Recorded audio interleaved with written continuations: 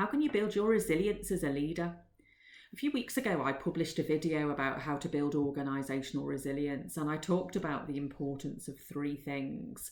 The importance of facing reality with staunchness, making meaning from hardship, and learning our way into the future.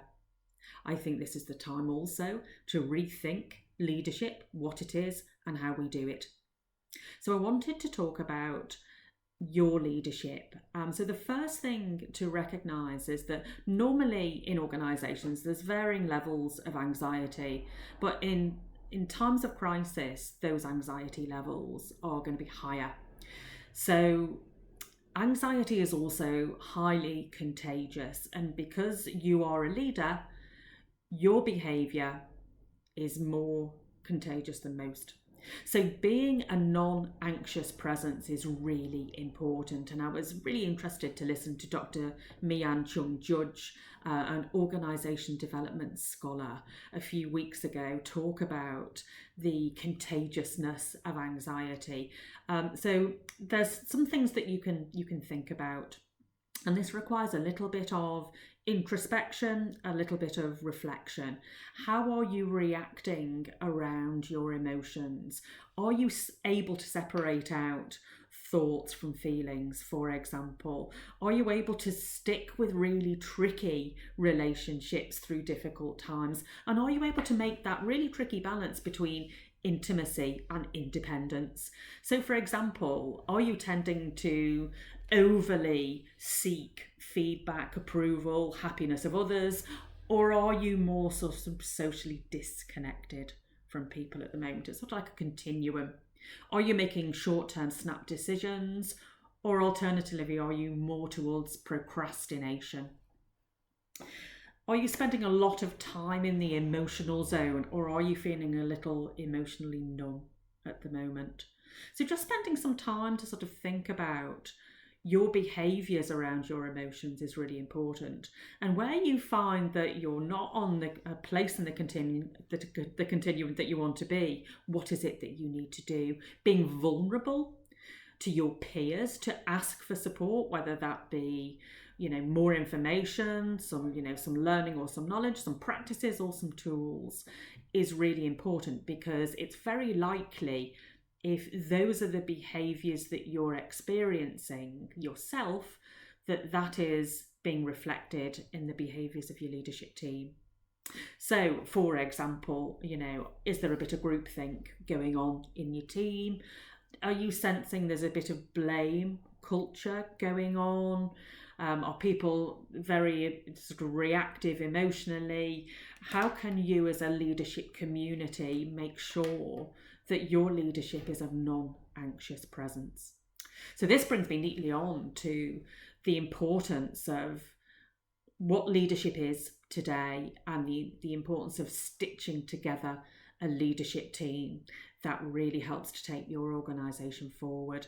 And I was listening to Rethink on Radio 4 earlier this week with Amal Rajan, and he was talking, and he had a panel discussing leadership in the pandemic and what we're learning and what the qualities are of the most successful leaders. I'm going to post this show on LinkedIn after this video has been published. It's really worth a listen. Now, what came out for this group of people is that actually leadership in the time of crisis is likely to be very different than leadership outside of a time of crisis. But what were the factors that they found were most important? The most important thing they found was that leaders who were really successful were able to galvanize rational, creative action. They were able to unite people to solve problems together.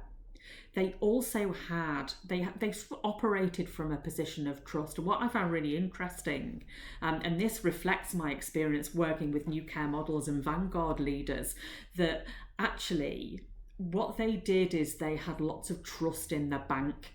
So prior to the crisis hitting, they had worked really hard collaboratively with partners, with employees, to actually work out what is the best way to go about this issue. How do we work together? How do we collaborate?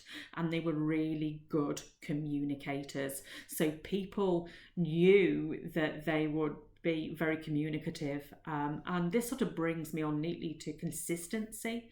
So in times of crisis and uncertainty, we're not always going to make the right decisions. But even when leaders don't make the right decisions, the really effective ones that were most successful were consistent. So they would always explain why they made the decision that they did and how they made it. So even if that decision didn't pan out to be the right one in the bigger picture, people, they trusted them. They trusted them because they saw consistency. So thinking about that in the context of your leadership team right now, and if you don't have some of those skills, either focus on building them and building them at pace, or if the gap is simply too wide, think about co-opting them in one way or another. The third thing about leadership resilience is building belonging. So we often forget that when we came together to work in organisations, we did that because we knew that the power of the collective was greater than the power of the individual. So the social experience and the social connection we have at work is absolutely fundamental to our health, our well-being and performance. And what I find really interesting is that it can range from eye contact, a smile, feeling welcome, feeling listened to. And if we don't have those things, the toxicity of that social experience can actually damage our health, well-being and performance. So thinking about our social connections as leaders, acknowledging that we tend to want to connect with people who are similar than us. Who have you connected with on a one-to-one basis over the past few weeks? Who initiated that contact? Who haven't you reached out to that you might want to? Who would you want to reach out to you? If you were thinking about it. And what is the social experience that you have at work?